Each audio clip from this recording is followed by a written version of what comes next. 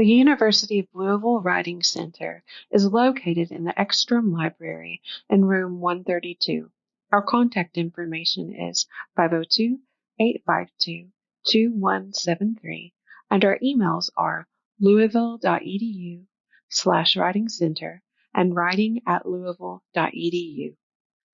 Moving from MLA 8th to 9th edition, an overview of citation styles. The introduction within the MLA Handbook 9th edition states that this edition carries forth goals of updating and expanding the MLA's long-standing guidance on paper formatting, prose mechanics, quoting and paraphrasing, in-text references, and the list of works cited.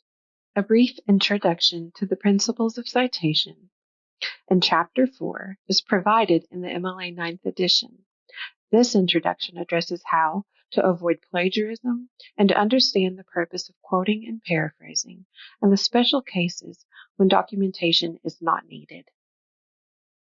Changes have been made on formatting lists, identifying collaborative projects, and presenting tables and figures and documenting their sources. A container is simply a work that contains a smaller work. So this might be a poem within a collection of poems, essay within a collection of essays, or a short story within an anthology. Containers also apply to articles within newspapers, blogs, websites, songs, or scenes within a play. The title of the container is the main supporting source that appears as a title in italics, while minor text in reference appears in quotation marks to signify that it is a piece of a larger work. The MLA 9th edition provides changes and expansions on styling names of persons, organizations, and groups, titles of works, and numbers. Conversations on being inclusive are an important element within the MLA 9th edition, accounting for changing dialogues.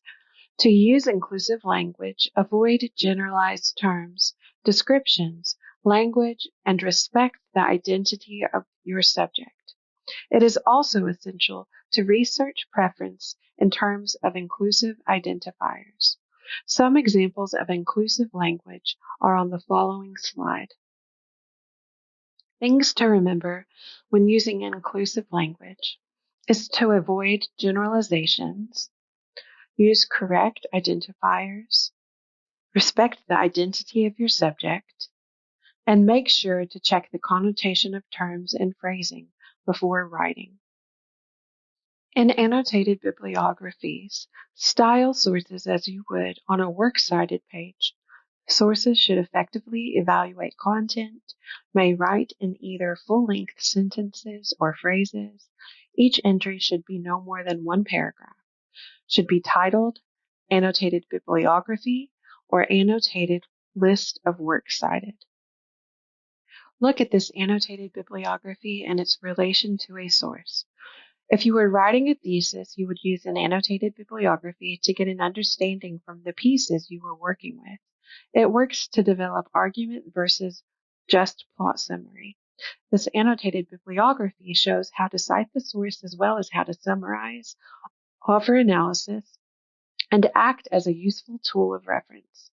You may not always be assigned them, but if you're struggling with how to understand your sources, it might be helpful to make one for reference.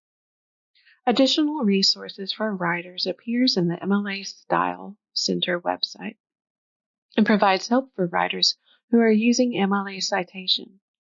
The resources include sample papers in MLA style, guidelines for avoiding plagiarism, a works cited quick guide providing an overview of how to use the template of core elements, an interactive version of the template that can be used for practice instruction, hundreds of additional example citations, including examples grouped by format, answer to ask the MLA question about writing, citation and research, and writing tips from the MLA editors.